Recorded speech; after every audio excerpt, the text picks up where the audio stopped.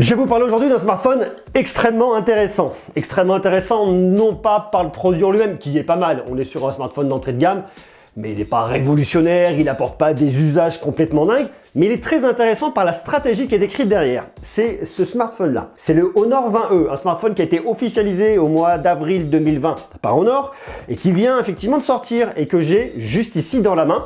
Et ce smartphone, il est vraiment très intéressant parce qu'il montre un point, mais vraiment très révélateur dans la stratégie de Honor. On pourrait se dire en parallèle la stratégie de Huawei, puisque Honor et Huawei font partie du même groupe. C'est toute la problématique des services Google, puisque ce smartphone qui vient de sortir en avril 2020 a les services Google. Je vais vous expliquer pourquoi. Je vais vous expliquer comment, puisqu'on pourrait se dire ok, je ne comprends pas trop, puisqu'effectivement Huawei, Honor n'ont pas l'autorisation d'utiliser les services Google. Comment se fait-il qu'un nouveau smartphone sorti en avril 2020 de Honor ait les services Google? Je vais vous expliquer ça, vous allez voir, c'est très simple. Avant toute chose, quand je tourne cette vidéo, on est toujours en période de confinement et je vous avais demandé pendant le confinement de m'envoyer vos vidéos, savoir comment ça se passe chez vous. On va donc se visionner la vidéo du jour. Monsieur, j'espère que tu vas bien et que ta communauté va bien aussi. Moi pendant le confinement, je regarde tes vidéos et les vidéos sur YouTube et je fais mes devoirs, voilà. Et puis un petit message à vous faire passer, les amis, restez bien chez vous, ne sortez pas, c'est pour le bien de la France. Merci à toi pour cette vidéo. Je vous explique maintenant ce qui se passe avec ce Honor 20E. Le Honor 20E est le petit frère du Honor 20 Lite sorti l'année dernière. Ce qui se passe ici et ce que fait Honor, c'est tout simplement recycler des smartphones qui ont déjà la licence Google pour pouvoir commercialiser un smartphone neuf en avril 2020 avec la licence Google. Un smartphone dans l'entrée de gamme ici, mais néanmoins un nouveau modèle avec la licence Google. Et c'est ça qui est vraiment génial. Huawei et Honor ont vraiment fait le choix de dire on ne reviendra pas en arrière. On n'intégrera plus les services Google dans nos smartphones, dans nos nouveaux smartphones, mais néanmoins, là, on est en avril 2020 et on a un nouveau smartphone qui vient de sortir avec les services Google. Ce qui est révélateur là-dedans, c'est que le choix fait par Huawei et Honor, qui est un choix courageux, de se dire quoi qu'il se passe, on ne travaillera plus avec eux. Eh bien, on voit que c'est pas aussi simple que ça. Huawei et Honor, et là, on parle de Honor dans ce cas-là, butent sur un problème, c'est le fait de se passer complètement de Google. Ils proposent des solutions alternatives. Je vous ai déjà fait une vidéo pour vous parler de la galerie, vous expliquer comment récupérer toutes vos applications, comment ça fonctionnait, ce qui était possible de faire. Mais malgré ça, il y aura forcément des consommateurs qui ne souhaiteront pas se passer des services Google. D'ailleurs, vous, dites-moi, est-ce que vous pourriez vous passer des services Google? Est-ce que vous pourriez acheter un smartphone de Huawei ou de Honor sans les services Google? Marquez-moi ça en bas en commentaire. C'est compliqué à quantifier le nombre de personnes qui vont switcher et ceux qui ne switcheront pas, mais ce qui est sûr, c'est que c'est un frein à l'expansion de Honor et de Huawei. Du coup, pour continuer à vendre des smartphones avec les services Google, des modèles qui ne sont pas trop anciens, eh bien, il faut quand même rajouter des modèles au catalogue, des modèles récents avec les services Google. Et pour ce faire, on fait un peu de réchauffé, on reprend une vieille référence, on la modifie un peu et ça vous donne ce modèle-là. Vous prenez donc le Honor 20 Lite, vous le secouez dans une boîte et vous avez le Honor 20E. Alors ça c'est bien, mais que vaut réellement ce Honor 20E? Le Honor 20E, c'est avant tout quasiment la même copie que le Honor 20 Lite. Le même design, on va retrouver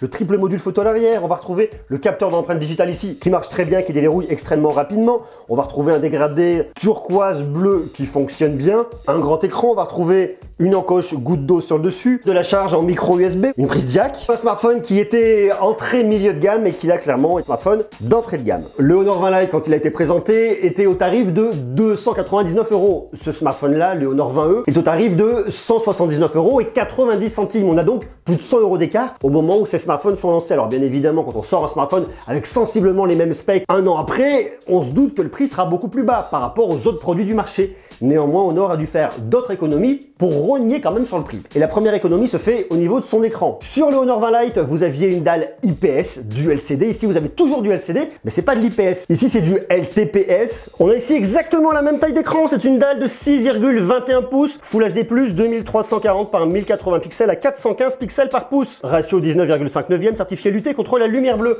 Moi, ce que je vous conseille vraiment ici, c'est de venir dans les paramètres. Vous allez dans affichage, vous allez dans mode et température de couleur, et vous êtes par défaut en couleur vive. Je trouve ça criard, je vous l'avais déjà dit sur le Honor 20 Lite, mais c'est exactement la même chose. Mettez-vous en normal. Les couleurs sont un petit peu violines. Vous venez ensuite le rapprocher du jaune. Et là, je trouve qu'on a vraiment le meilleur résultat. Pour la partie audio, c'est exactement la même chose. Vous avez un petit haut-parleur mono qui se situe juste là. Vous avez une prise jack.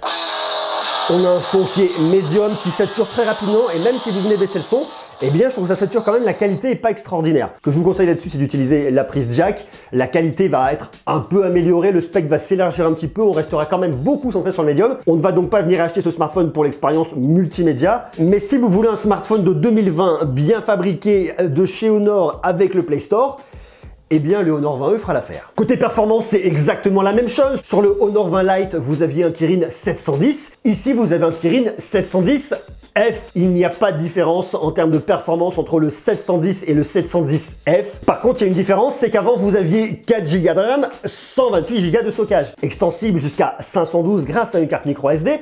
Et ici, vous avez toujours 4 Go de RAM, mais vous avez 64 Go de stockage. Il y a quand même une différence, surtout quand on sait que l'OS prend de la place. Donc Honor a fait aussi cette modification pour venir gagner sur le tarif. La batterie est exactement la même, 3400 mAh. Vous pourrez le garder une journée à une journée et demie en fonction de vos usages. L'OS, c'est le même, EMUI 9.1, basé sur un Android 9 avec, comme je vous le disais, le Play Store qui vous permettra d'avoir toutes les applications que vous souhaitez avoir sans absolument aucune restriction. La partie photo est quasiment la même. Vous avez un capteur principal de 24 mégapixels qui ouvre à f 1.8, c'est la même chose. Vous avez un ultra grand angle de 8 mégapixels qui ouvre à f 2.4 avec un champ de vision de 120 degrés, c'est la même chose. Et vous avez une caméra de 2 mégapixels qui ouvre à f 2.4 qui est là pour le mode portrait, qui est là pour l'effet bokeh. On a exactement la même configuration à l'arrière que sur le Honor 20 Lite. La différence va se situer sur la face avant, puisqu'ici vous n'avez pas une caméra de 32 mégapixels, mais une caméra de 8 mégapixels qui ouvre à f 2.0. Je vous montre les photos prises avec le Honor 20E. Vous allez voir, le résultat n'est pas complètement dingue. Ça fera l'affaire pour quelques photos, quelques souvenirs, mais vous n'allez pas avoir la meilleure qualité. Une fois de plus, on est sur un smartphone qui coûte un petit peu moins de 180 €. Prise avec le capteur principal, le rendu est somme toute assez correct. On va pas trop lui en demander. Dès qu'on passe sur l'ultra grand angle, la qualité est moindre, c'est déformant, beaucoup moins précis, et dès qu'on se rapproche, vous en douterez, on va venir récupérer beaucoup de bruit. Pour être très transparent, vous faites des photos en x1 sans chercher à zoomer, sans mettre d'ultra grand angle, et c'est là que vous aurez le meilleur rendu et qui fera vraiment l'affaire pour quelques partages sur les réseaux sociaux et pour quelques souvenirs. Dès que vous passez sur l'ultra grand angle, vous voyez, il a du mal à faire le point, il est déformant, il est beaucoup moins précis. Caméra principale, on passe sur l'ultra grand angle, c'est moins bon, on se rapproche, on va récupérer ici un petit peu de bruit, vous voyez, sur les côtés. Et dès que vous zoomez davantage, tout de suite, la qualité n'est plus là du tout. Caméra principale, ultra grand angle, on se rapproche, beaucoup trop, c'est pas terrible. Ça, c'est les photos que j'ai prises en conditions de faible luminosité. Il n'y avait aucune lumière dans la pièce, si ce n'est à travers les volets fermés. C'est bruité, c'est pas anormal, on est sur un smartphone qui coûte une fois de plus 180 €, et ça, il faut le préciser. J'ai tenté à différents endroits, avec différentes luminosités, voilà, on s'attend pas à avoir des merveilles. La caméra de selfie fait le boulot sans être vraiment extraordinaire. Ne cherchez pas à utiliser le mode portrait, même si vous avez une caméra de 2 mégapixels. C'est vraiment pas terrible. Le détourage au niveau des doigts se fait vraiment hasardeusement. On ne l'a pas ici. La qualité n'est pas belle. Mais une fois de plus, ce smartphone coûte 180 € et ça, il faut le savoir. Avec ce Honor 20E, vous avez une double nano SIM, ou alors une nano SIM plus une carte micro SD, comme je vous le disais, jusqu'à 512 Go de stockage. Vous n'avez absolument aucune certification de résistance à l'eau et à la poussière. Bon, si vous êtes dehors et qu'il pleut, vous inquiétez pas, il va pas se mettre à flamber, tout ira bien. Il a du NFC. Bon, c'est un smartphone que je trouve plutôt pas mal pour l'entrée de gamme. À 179,90 €, ça fonctionne. Il est un peu moins spéqué à quelque chose près que ce qu'on avait sur le Honor 20 Lite.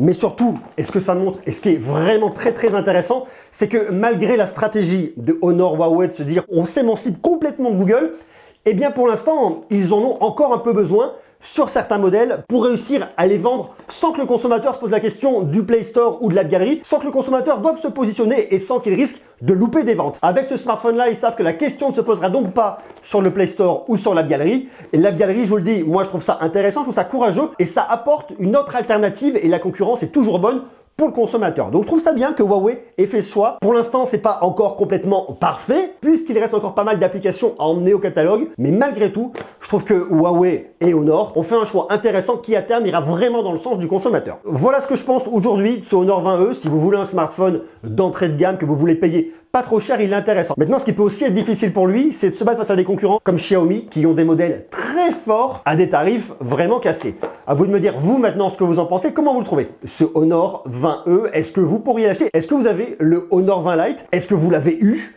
Et est-ce que celui-là pourrait vous faire de l'œil?